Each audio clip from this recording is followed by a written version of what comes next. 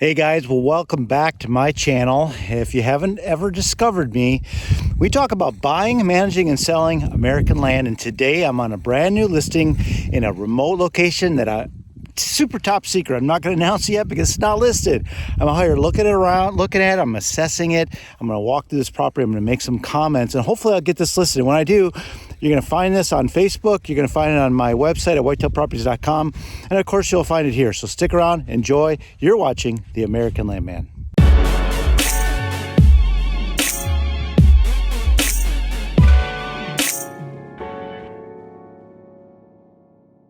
I like this area. I don't see any houses around me. There's a gate, and then there's fields, and there's nobody near here. So that's a positive. First thing I notice is the approach. All right, look at this. So I'm at the end of the end driveway, and this is the first field. This is an agricultural field. This could be a great food plot. And these ridges kind of dump down into it. There's a good tall ridge right there. What a great spot for a food plot. It's a pretty cool feature here. This is a drainage, a creek drainage that's coming down through the property right next to this food plot here, overlooked by that box blind. Just a great area to draw the deer in. Maybe dig a pond down here and have fish and a water hole for the deer.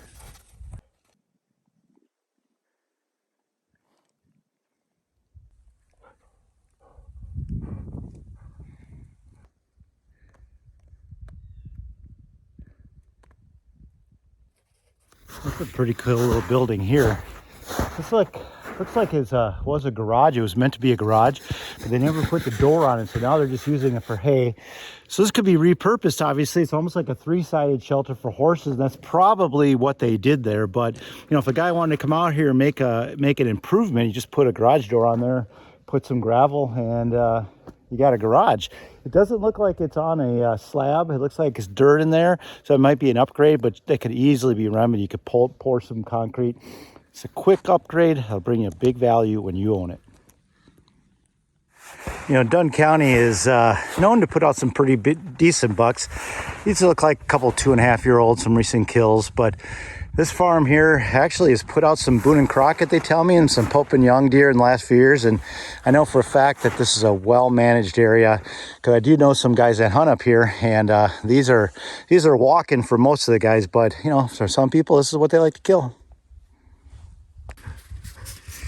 And one thing I take note of when I come up to these places, I just kind of look at the repair and the condition, and this very likely will be left behind, and often it is, and they leave this machinery and equipment, and they don't want to take it with them. But for you as the buyer, this could possibly be an opportunity to salvage some of this, or just buy it at a lower price because they don't want to take it with them, and you could clean up yourself. Some of this equipment looks like it's actually still usable, and it very well may be because they have been farming back in here. But sometimes, you know, this type of equipment is not usable. It just was left over here from when this is an operating farm, and sometimes this could actually be an opportunity when you're negotiating prices that, you know, the cost to remove this stuff is something the sellers don't want to deal with. And I'm not saying that these guys are going to leave this behind or they're going to take it. I'm not saying anything, but I'm telling you that it's an opportunity sometimes that you can use it as a negotiation. Say, hey, just leave it behind. I'll offer you a little bit less. Maybe it's salvageable, maybe it's not. And if it's not, you know, I'll deal with it. I'll get rid of it. You don't have to deal with it as the seller. So it's just something to consider as a negotiation tool, I guess, when you're about to put in an offer to purchase.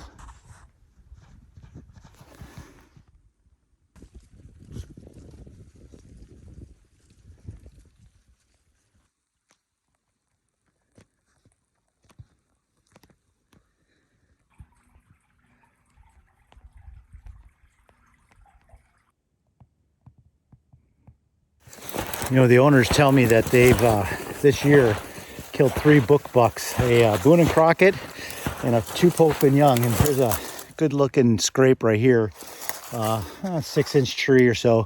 And they're mainly bow hunters, they tell me. 25 years of archery hunting.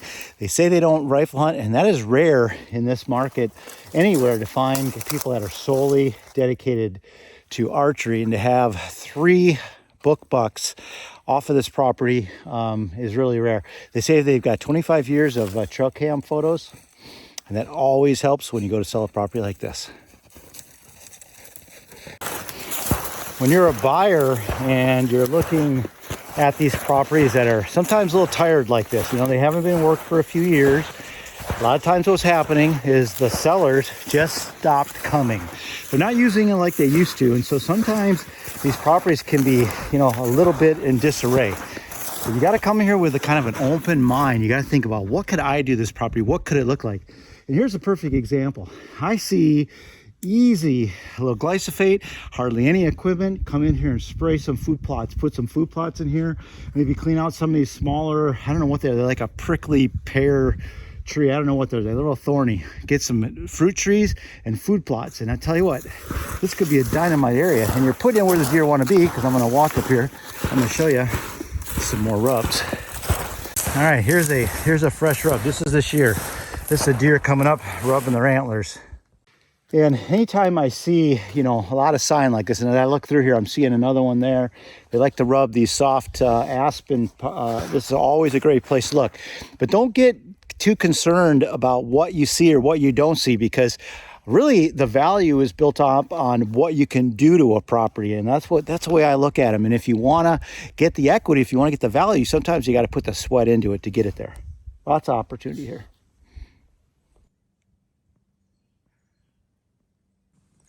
What'd you find there? There's a bed there, another bed, and definitely they like being underneath these conifers. This is always a great place to look for beds, and that's why we came over here. Okay, well, I want to talk to you about the challenges of a property like this. So that other ridge is the boundary. It's kind of up on top of that ridge. You come down here, you got a valley, and then we're on the edge of the property here. The driveway that we came in is up there at the end of that white field there. The challenge of a property like this is it's kind of a bowl. It's kind of like this. And you got some habitat on that end, and you got some habitat pockets with timber on that end. But in the middle, it's fairly open. So these deer can see you. And the way that this guy's got his stand set up right here, there's a box plot, and there's a food plot right there, and there's a lot of activity. But what's happening is they got water, they got food, and they can come right here. And then I'm going to walk you up in here because there's the bedding is right here. And I'll guarantee you, if you're sneaking down this edge, jumping up in there, if they're bedded up here, they're seeing you. So you're gonna have to work out a way that you could screen your entrance and exits, and that's something that you have to do here. But when you do that, that brings a lot of value to the property. So let me show you something. I'm gonna show you how they're walking in here and where they're bedding. So they're feeding down there, and you can see this trail right here. It's coming in, and then it's coming up here. And these deer always like to bed underneath these conifers. And when we get up in here, I thought, well, let me see if I find a bed. And sure enough, I do. There's one right there. And then over here is a couple more. And these are doe beds, and that's why they're grouped here. They're always near the food source. There's one there, and there's one there. So when you're planning out your stealthy approach, you got to consider that. And what you would probably do to remedy this is maybe put some blocking material, maybe get some more conifers, put some low-hanging stuff so that they can't visually see it coming in. And then you'll be able to sneak in and get to your stand, and you can block their vision. You can do it with conifers, but they're slower growing, or you can maybe get a screening material like Egyptian weed or miscanthus grass. There's different plants, annuals and perennials that you can plant. But you're definitely going to have to do that if you want to screen your approach. Otherwise, they're going to see it every single time. Okay, well, I climbed up into this blind here. One of the cool things of my job, little trap door right there. I could close down. Now you got a lot of floor space, but very well built. Got a nice little view right here. Check this out. Opens up really quietly. You got a nice view all the way up the valley. Food plot below us. Great deer spot. That's probably about 200 yards from here over to that hillside right there. Definitely could see some food plot action going on there and deer coming down on those ridges. What a great spot. This is where your realtor earns his money. You gotta get out. You gotta get out here and look at this land. Because if you don't get in the timber, you don't know what you got. So I wanted to get out here, catch my breath. We're going up there, and we're in the northern section of 2 sections of timber. And I want to assess these properties for timber value. And while I'm not a timber forester, I do recognize that some of these white oak, some maple I see up in there, have a little bit of value. If you're buying property, it's always a struggle. The buyers always say, I'm not taking the timber out. The sellers always want to say there's a lot of timber value here, and they want to factor that into their price. So the balance exists somewhere in the middle. There's definitely some timber value here. The question is how much. And the only way you're really going to know is not by taking my advice, is getting a consulting forester out here, have them walk it with you, is part of your due diligence phase if you're the buyer.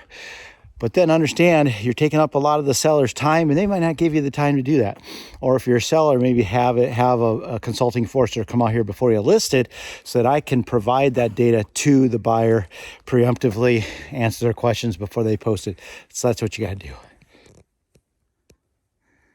She doesn't see me in my Sika gear.